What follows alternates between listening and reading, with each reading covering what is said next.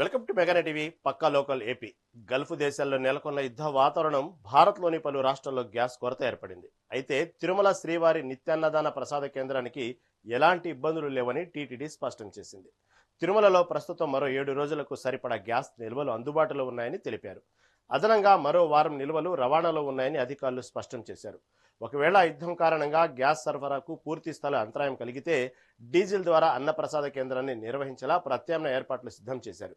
ప్రతిరోజు 1,20,000 మంది భక్తులకు అన్నదాన ప్రసాదం స్వీకరిస్తున్న దృష్ట్యా భక్తులకు ఎటువంటి ఇబ్బంది కలగకుండా టీటీడీ అన్ని జాగ్రత్తలు తీసుకున్నట్లు వెల్లడించారు.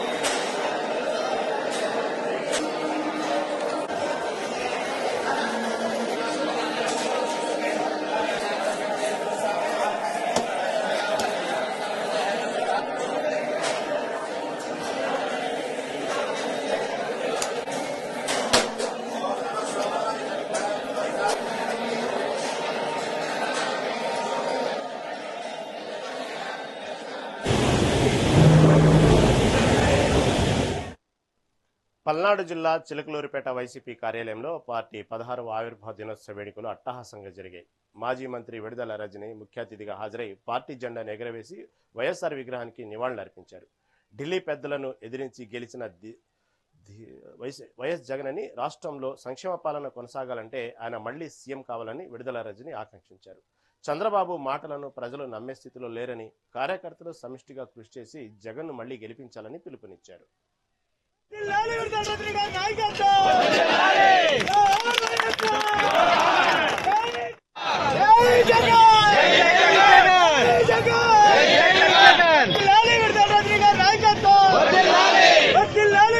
ఒక 5 సంవత్సరాలు మరి వారి యొక్క ఆశీస్సులతో ఒక చక్కటి 5 ఏళ్ల పాలనని మనం ప్రజలకు ఇవ్వగలిగాం.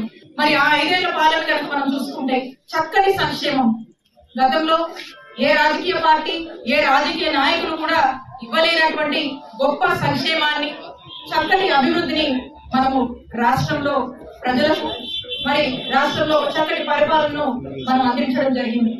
మోసం హామీలు అని చెప్పి సూపర్ 6 అని చెప్పి అందులో జగనన్న ప్రభుత్వం కన్నా మించి సంక్షేమం అమలు చేస్తామని ఊదరగొట్టి మరి ఈ రోజు వాళ్ళన్న సూపర్ 6 లో ఒక్కటి కూడా సరిగా ఇస్తున్నటువంటి పరిస్థితి లేదు. ఈ రోజు ఎవరు కూడా అది ప్రశ్నించేటువంటి పరిస్థితి లేదు. ప్రశ్నిస్తే వైఎస్ఆర్ కాంగ్రెస్ పార్టీ ప్రజల పక్షాన ప్రశ్నిస్తే కేసులు పెడుతున్నారు, పోలీస్ స్టేషన్ల చుట్టూ తిప్పుతున్నారు, అరెస్టు చేస్తున్నారు, అక్రమంగా జైలు పాలు చేస్తున్నారు. వైఎస్ఆర్ కాంగ్రెస్ పార్టీ ప్రజల పక్షాన వచ్చి ఫీజు రియంబర్స్మెంట్ కోసం ఒక ప్రొటెస్ట్ చేసిన, కరెంటు బిల్లులు పెంచాలని ఒక ప్రొటెస్ట్ చేసిన, రైతుల కోసం ఒక ప్రొటెస్ట్ చేసిన మా నాయకుడు జగన్మోహన్ రెడ్డి గారు ప్రతి ఇంటికి సంక్షేమాన్ని అందించమని చెప్పారు. ప్రతి పేదోడి కన్నీళ్లు తుడచమన్నారు, ప్రతి రైతుకి భరోసాగా ఉండమన్నారు, ప్రతి నిరుద్యోగికి గురించి ఆలోచించమన్నారు, ప్రతి మహిళ యొక్క వాళ్ళ యొక్క సంరక్షణ గురించి, మహిళల యొక్క అభ్యున్నత గురించి ఆలోచించి మహిళా సంక్షేమమే ధ్యేయంగా జగన్మోహన్ రెడ్డి గారి పాలన కొనసాగింది. మేము ఈ దిశగా అడుగులు వేశాం. కానీ ఈ రోజు మీ చేష్టలు, మీ పనులు, మీ పనితీరు, మీరు అన్నటువంటి మాయ మాటలు, మీరు చెప్పినటువంటి సూపర్ 6 లాంటి మాయ మేనిఫెస్టోని ఈ రోజు ప్రజల్లో అమలు చేయలేక ఒక 5 సంవత్సరాలు. రాయలసీమను గ్లోబల్ హార్టికల్చర్ గా మార్చడమే సీఎం చంద్రబాబు లక్ష్యమని ఎమ్మెల్యే దగ్గుబాటి ప్రసాద్ కొనియాడారు. అనంతపురంలో ఆయన పర్యటించి లబ్ధిదారులకు సీఎం సహాయ నిధి చెక్కులను పంపిణీ చేశారు. నియోజకవర్గంలో ఇప్పటి వరకు 5.5 కోట్ల మేర వైద్య సేవ అందించామని, ఇందులో మెజార్టీ మైనార్టీలకే దక్కిందన్నారు. హంద్రినీవా కాలువను రికార్డు సమయంలో వెడల్పు చేసి జిల్లాకు సాగునీటి కష్టాలు తీర్చిన ఘనత తమ ప్రభుత్వానిదేనన్నారు. గత ప్రభుత్వ హయాంలో పారిశ్రామికవేత్తలు భయపడేవారని, ఇప్పుడు భారీగా పెట్టుబడులు వస్తూ లక్షలాది మందికి ఉద్యోగ అవకాశాలు లభిస్తున్నాయన్నారు.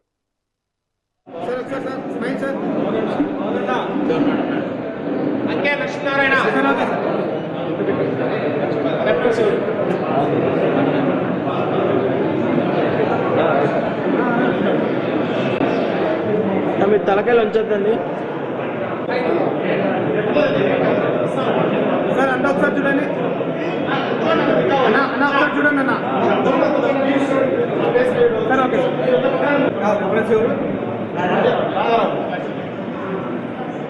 Sir fine sir. ఒకసారి సార్ నిన్నే పెట్టుకుంటే సార్ ఓకే.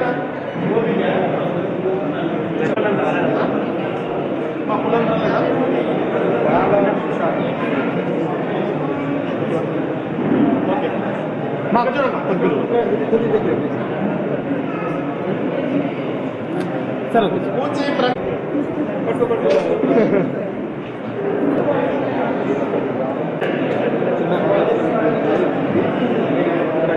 Sir okay.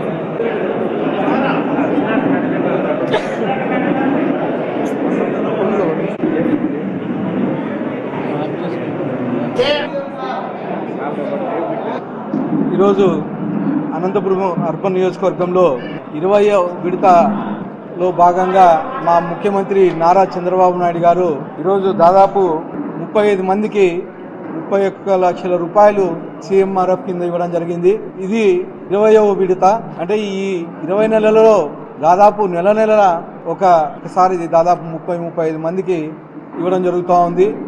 అంటే ఇప్పటి వరకు దాదాపు 5.5 కోట్ల రూపాయల పైగా అనంతపురం అర్బన్ నియోజకవర్గానికి మా ముఖ్యమంత్రి నారా చంద్రబాబు నాయుడు గారు CMRF కింద ఇవ్వడం జరిగింది. ముఖ్యంగా మా తెలుగుదేశం ప్రభుత్వం ఏర్పడిన తర్వాత మా ముఖ్యమంత్రి నారా చంద్రబాబు నాయుడు గారు అయితేమి, అలాగే మా యువ నాయకుడు నారా లోకేష్ గారు అయితేమి పేదల పక్షాన నిలబడి, అంటే ఆరోగ్యం మీద ప్రత్యేక శ్రద్ధ తీసుకొని ఎవరైతే ఆరోగ్యశ్రీ కింద లేకపోతే ఫీజులు కట్టి వైద్యం చేయించుకున్న దానికి CMRF కింద ఈరోజు మా ముఖ్యమంత్రి నారా చంద్రబాబు నాయుడు గారు ఈ డబ్బులు రిలీజ్ చేయడం జరిగింది. ముఖ్యంగా మా తెలుగుదేశం ప్రభుత్వం ఏర్పడిన తర్వాత పేద బడుగు బలహీన వర్గాలకి లబ్ధి పొందే విధంగా, అలాగే ముఖ్యంగా అవ్వాతాతలకి పెన్షన్ పథకం దాదాపు 3,000 రూపాయల నుంచి 4,000 పెంచడం అయితే ఏమి, అలాగే వికలాంగులకి 6,000 రూపాయలు పెంచడం అయితే ఏమి, పార్షల్ బెడెడ్గా ఉండే వాళ్ళకి 10,000 రూపాయలు పెంచడం అయితే ఏమి, పూర్తి బెడెడ్గా 15,000 రూపాయలు పెంచడం అయితే ఈ ఘనత ఓన్లీ మా ముఖ్యమంత్రి నారా చంద్రబాబు నాయుడు గారికి చెందుతుందని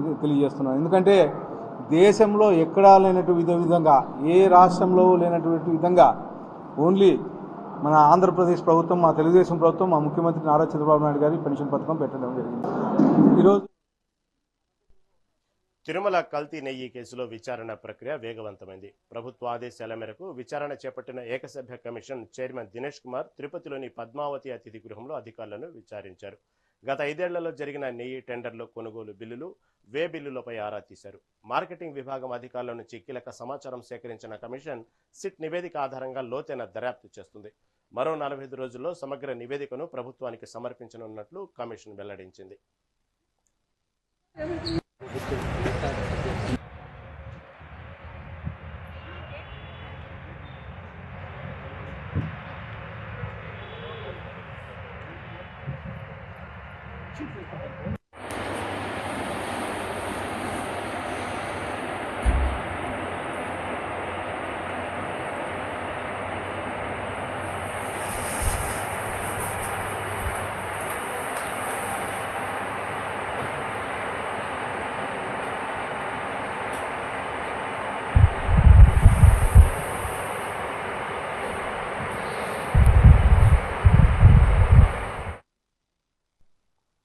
అనంతపురం జిల్లా గుంతకల్లులో ఓ ప్రైవేటు స్కూల్ ప్రిన్సిపాల్పై దాడి జరిగిన ఘటన స్థానికంగా కలకలం రేపుతుంది.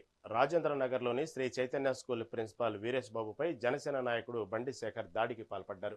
తన కుమార్తె హాల్ టికెట్ కోసం స్కూల్కు వచ్చిన బండి శేఖర్ను పెండింగ్లోని ఫీజు చెల్లించాలని ప్రిన్సిపాల్ కోరడమే ఈ దాడికి కారణమని తెలుస్తోంది. ఫీజు అడిగినందుకు ఆగ్రహంతో ఊగిపోయిన బండి శేఖర్ ప్రిన్సిపాల్ను దుర్భాషలాడుతూ విచక్షణారహితంగా దాడి చేశారు. ఈ దృశ్యాలన్నీ స్కూల్లోని సీసీ కెమెరాలో రికార్డయ్యాయి. దీంతో ప్రిన్సిపాల్ పోలీసులకు ఫిర్యాదు చేశారు. నిందితుడిపై కఠిన చర్యలు తీసుకోవాలని డిమాండ్ చేశారు.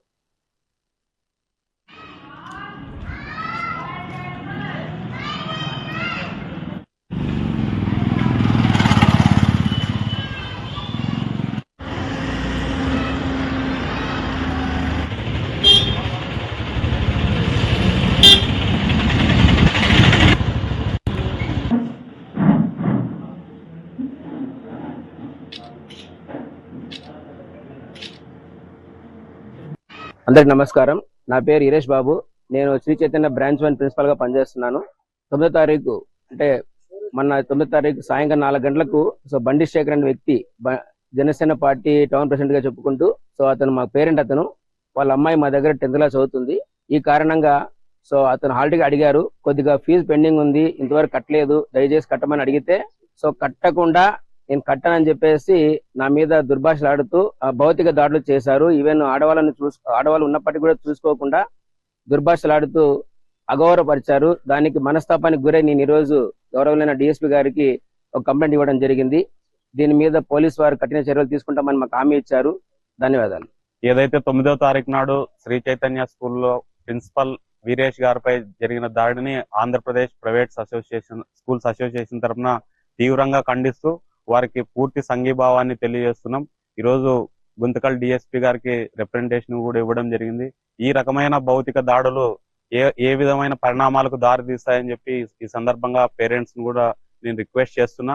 కాబట్టి పరస్పర దాడులు ఒక క్యాంపస్ లేక వచ్చి దాడి చేసినారంటే ఆ క్యాంపస్ లో కూడా చాలా మంది ఉంటారు. మళ్ళీ తిరిగి దాడి చేస్తే ఏ రకమైన వాతావరణం ఏర్పడుతుంది. కాబట్టి మేమెవరు కూడా అటువంటి దాడుల్ని ప్రోత్సహించం.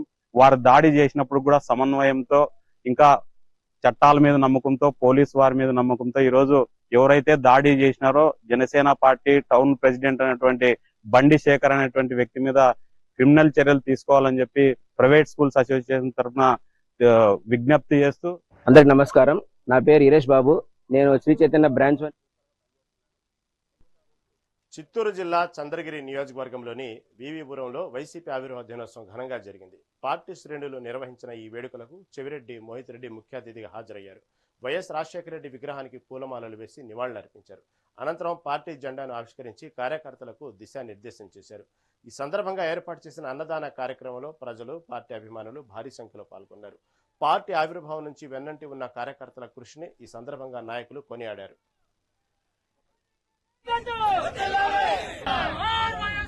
జోహార్ వైఎస్ఆర్, జోహార్ వైఎస్ఆర్, జోహార్ వైఎస్ఆర్.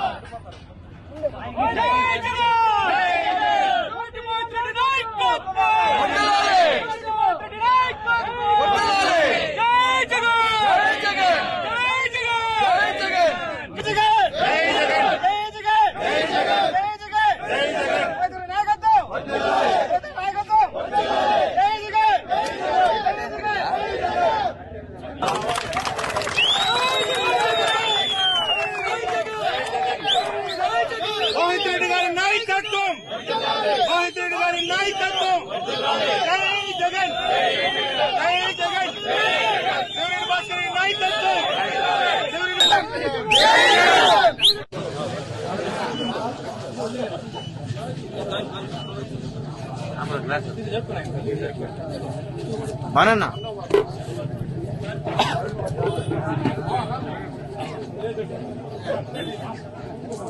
ఒక్క నుంచి చూడండి, అట్లా నిలబడన్నా తీసుకో.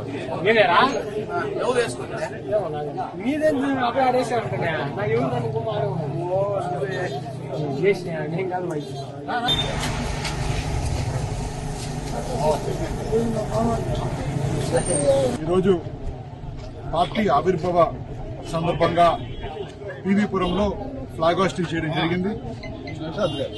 జగనన్న ప్రజలకి మంచి చేయాలన్న ఒక ఆలోచనతో ఈ పార్టీని స్థాపించడం జరిగింది.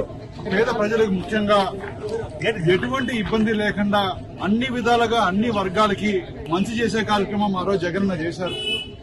ఈ రోజు ప్రభుత్వాలు ఏ విధంగా ప్రజల్ని దగా చేయాలి, ఏ విధంగా జనాల్ని మోసం చేయాలని ఒక ఆలోచన తప్ప ఇంకొక ఆలోచన చేయడం లేదు. అన్నిటికీ వ్యతిరేకంగా మేమందరం జగనన్న స్ఫూర్తితో ఈ వైఎస్ఆర్సీపీ పార్టీలో ఆనాటి నుంచి ఈనాటి వరకు పోరాడుతున్నాం. ఇదే విధంగా ఇంకా పోరాడతామని తెలియజేస్తూ వైఎస్ఆర్సీపీ పార్టీకి ఎప్పుడు కష్టాలనేవి కొత్త ఏం కాదు, సమస్య ఇబ్బందులు అనేవి కొత్త ఏం కాదు. ఎప్పటి నుంచో పార్టీ మొదలు పెట్టినప్పటి నుంచి జగనన్నని 16 నెలలు జైల్లో పెట్టినప్పుడు పార్టీ పెట్టడం జరిగింది.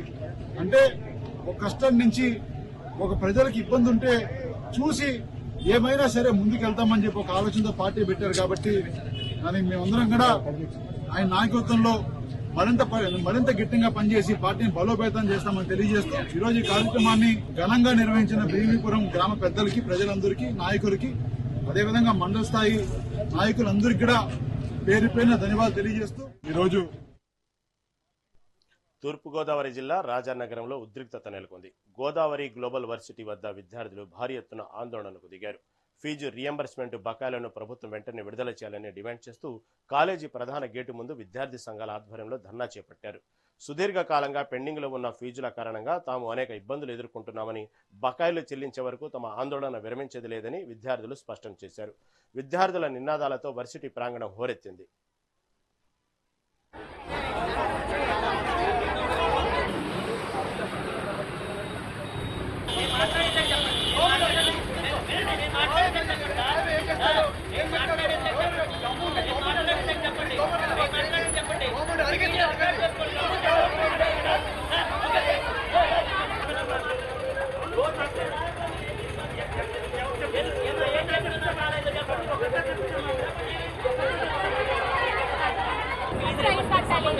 ప్రైవేట్ యూనివర్సిటీ మీ మేనేజ్మెంట్ నిర్ణయం తీసుకుంటారు కదా చదువు కాదంటున్నా, బట్ అడిగే చోట అడిగితే ఉపయోగం. వీళ్ళందరినీ తీసుకెళ్లి గవర్నమెంట్ అడగాల. అదే చెప్తున్నాను, గవర్నమెంట్ అడిగితే ఏ ఇన్స్టిట్యూట్ లో ఫీజు రియంబర్స్మెంట్ ఇవ్వాల్సి లేదు, మీరు డబ్బులు వచ్చాక కట్టండి చెప్పింది మాకు క్లారిటీగా. మీరేమో లేదు 4 సంవత్సరాల కోర్సులు 2 సంవత్సరాలు అయిపోయింది. 4 సంవత్సరాలు గవర్నమెంట్ ఇచ్చే కడతాం. గవర్నమెంట్ ఫీజు రేటు మీరెవరా కదా, గవర్నమెంట్ ఇచ్చిన ఎవరికి ఇచ్చారు? ఎవరికి ఇచ్చారు? ఫ్రీ సీట్లు ఇవ్వద్దు, డబ్బులు కట్టట్లేదు, గవర్నమెంట్. అనంతపురం జిల్లా రాయదుర్గంలో వైసీపీ 16వ ఆవిర్భావ దినోత్సవ వేడుకలు మిన్నంటాయి. పార్టీ సమన్వయకర్త మెట్టు గోవిందరెడ్డి నేతృత్వంలోని బళ్ళారి రోడ్డులో వైఎస్ఆర్ విగ్రహానికి పూలమాలలు వేసి ఘనంగా నివాళులర్పించారు. అనంతరం పార్టీ క్యాంపు కార్యాలయంలో జెండా ఆవిష్కరించి కార్యకర్తల మధ్య కేక్ కట్ చేశారు. జగన్మోహన్ రెడ్డి హయాంలో 90% సంక్షేమ పథకాలు అమలయ్యాయని కొనియాడారు. ప్రస్తుత కూటమి ప్రభుత్వం సూపర్ 6 హామీలను నెరవేర్చడంలో పూర్తిగా విఫలమైందని విమర్శించారు. నియోజకవర్గ వ్యాప్తంగా పార్టీ శ్రేణులు ఈ సంబరాల్లో ఉత్సాహంగా పాల్గొన్నాయి.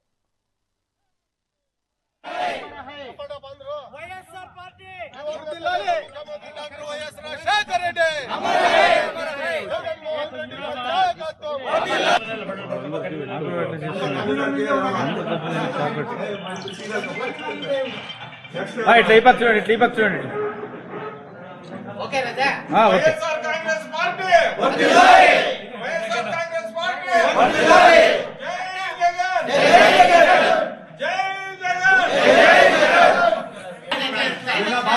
2011 మార్చి 12వ తారీఖున వైఎస్ఆర్ పార్టీ అంటే యువజన శ్రామిక రైతు పార్టీగా అవతరించి స్థాపించబడింది. ఈ రోజుకి 15 సంవత్సరాలు కంప్లీట్ చేసుకుని 10వ సంవత్సరంలో అడుగు పెడతా ఉంది. దానికోసం పార్టీ అందరూ కూడా కార్యకర్తలు కూడా అన్ని విలేజ్లు కూడా దీన్ని బ్రహ్మాండంగా పండుగ మాదిరిగా చేస్తున్నారంటే యొక్క అభిమానం జనాలు కూడా. మేము చెప్పింది ఏమంటే ఇక్కడ దీంతో పాటు రాయదుర్గంలో పాటు అన్ని మండలాల్లో జరుగుతుంది, అన్ని విలేజ్లో జరుగుతుంది. నాకు ఫోటోలు వస్తుండేవి, వాళ్ళంతా బ్రహ్మాండంగా కట్టలంతా అది కలర్కి వైఎస్ఆర్ కలర్ కుట్టేసి చేస్తూ ఉన్నారు. దానికోసం కార్యకర్తలు అందరూ కూడా నాయక హృదయపూర్వక అభినందనలు తెలియజేసుకుంటున్నాను. ఎందుకంటే 2011లో పార్టీ స్థాపించిన తర్వాత 2012లో వైఎస్ఆర్ పార్టీ నుంచి 18 మంది ఎమ్మెల్యేలు రాజీనామా చేసి బై ఎలక్షన్స్ రావడం జరిగింది. దాంట్లో కూడా 18 కానీ 16 దగ్గర అత్యధిక మెజారిటీ గెలిపించి జగన్మోహన్ రెడ్డి గారు జైల్లో ఉండి కూడా దానికి సత్తాన్ని స్థాపించాడు. అదేవిధంగా 2014లో కూడా ఎలక్షన్ జరిగినప్పుడు దాదాపు అంటే ఫస్ట్ టైం అటెంప్ట్లోనే దాదాపు 67 సీట్లతో జస్ట్ 5 లక్షలు మొత్తం రాష్ట్రం అంతా మొత్తం కలిపి కూడా 2% బిలో 2% మెజార్టీతో తెలుగుదేశం పార్టీ గెలవడం జరిగినప్పుడు కూడా రాష్ట్రంలో 5 లక్షల మెజార్టీ అంత డిఫరెంట్గా వచ్చింది. 2 సంవత్సరాలు కరోనా ఉన్నా కూడా అటువంటి సందర్భంలో కూడా 3 సంవత్సరాల పరిపాలనలో ఆ టైంలో జిఎస్టీ కానీ అన్ని రకాలుగా రాష్ట్రం అభివృద్ధి చెందింది.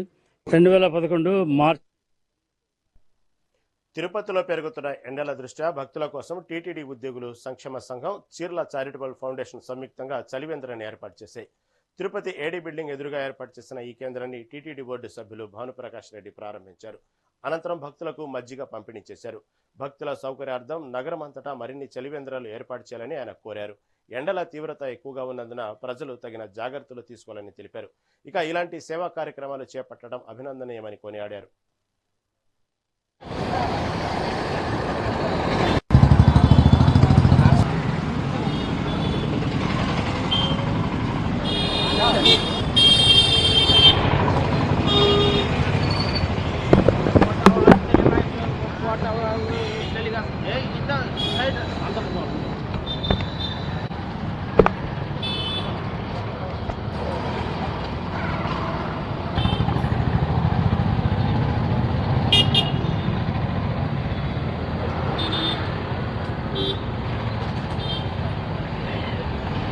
మానవ సేవే మాధవ సేవ అన్నారు. ఆ మాధవుడి సేవలో ఉన్నటువంటి మా టీటీడీ ఎంప్లాయీస్ ఈరోజు మానవ సేవకి పూనుకున్నారు. శుభ పరిణామంగా నేను భావిస్తున్నాను. ఎందుకంటే ఒక మంచి సాంప్రదాయం. ఈ ఎండాకాలంలో మా టీటీడీ ఏడీ బిల్డింగ్ ముందు ఈ కపిలతీర్థం మార్గంలో నడుస్తున్నటువంటి ప్రజలకి ఇబ్బందులు లేకుండా మంచినీరు సౌకర్యం కల్పించే ఈ చలివేంద్రాన్ని ఇక్కడ కొన్ని సంవత్సరాలుగా వీళ్ళు ఏర్పాటు చేస్తున్నారు. ఒక మంచి సాంప్రదాయానికి మా టీటీడీ ఉద్యోగస్తులు శ్రీకారం చుట్టారు. ఈరోజు ఆ కార్యక్రమాన్ని నా చేతుల మీదుగా ఇక్కడ ఉన్నటువంటి ప్రజలకి మంచినీరుతో పాటు మజ్జిగ కూడా అందుబాటులో తీసుకుని వచ్చే కార్యక్రమానికి నన్ను ఆహ్వానించినందుకు వారికి నేను కృతజ్ఞతలు తెలియజేస్తూ రాబో రోజుల్లో నేను అందరికీ ఒకటే చెప్పదలుచుకున్నా.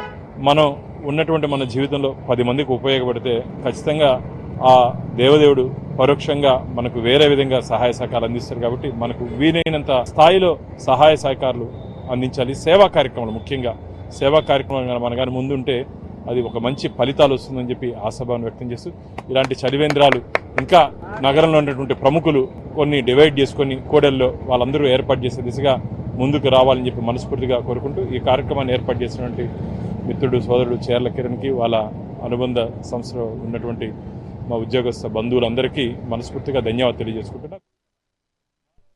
రాజమహేంద్రవరం ప్రభుత్వ ఆసుపత్రి ఆవరణలోని మెడికల్ కాలేజీ హాస్టల్లో ఎమ్మెల్యే ఆదిరెడ్డి వాసు ఆకస్మిక తనిఖీలు నిర్వహించారు. కల్తీ పాల ఘటనలో 12 మంది చనిపోయిన కాంట్రాక్టుల తీరు మారకపోవడంపై ఆయన తీవ్ర అసహనం వ్యక్తం చేశారు.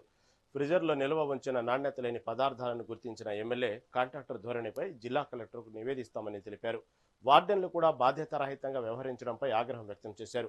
ఇదే సమయంలో ఆసుపత్రి పాత సూపరింటెండెంట్ లక్షలాది రూపాయల నిధులను దారి మళ్లించినట్లు తమ దృష్టికి వచ్చిందన్నారు. దీనిపై సమగ్ర విచారణ జరిపించి బాధ్యులను సంబంధించినటువంటి ఎవరైతే ఆ బాధ్యులు ఉన్నారో వారిని వదిలిపెట్టే ప్రసక్తి లేదని ఎమ్మెల్యే ఆదిరెడ్డి వాసు స్పష్టం చేశారు.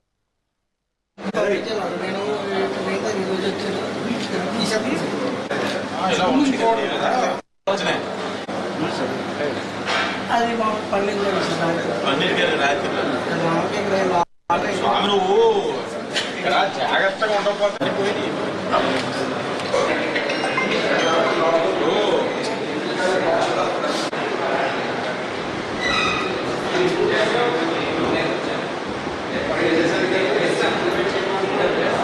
ఇలాగే ఏముందిలే ఎప్పుడు పెట్టే ఫుడ్డే కదా అనుకున్నాడు. దాని విలువ 13 ప్రాణాలు. మీ కాంట్రాక్టర్ ఫోన్ చేయి. తప్పు జరిగిన తర్వాత ఏమి మనకి వెనక్కి తీసుకురావు. పాల వ్యాపారి అయ్యో ఒక్కరోజు నేను ఒక్క పూట తప్పు చేశాను అన్నాడు. తప్పు చేసిన వ్యక్తి నోటిలోకి పాలు పెట్టుకుని చేదుగా ఉన్నాయని ఇచ్చాడు. దాని కాన్సిక్వెన్సెస్ 13 ప్రాణాలు. నేను ఇప్పుడు కలెక్టర్ గారు కూడా ఇమీడియట్గా ఇక్కడ ఉన్న ఫైండింగ్స్ అన్నింటి మీద కాంట్రాక్టర్ మీద నోటీస్ సర్వ్ చేపిస్తాను. వార్డెన్స్ గా మీ బాధ్యత, మీ బాధ్యతలు నిర్వర్తించండి. మీ బాధ్యతల్లో ఎవరైనా సరే మీకు అడ్డపడితే చెప్పండి. ఎమ్మటినా ఎక్కడ ట్రాన్స్ఫర్ చేయాలి అక్కడ ట్రాన్స్ఫర్.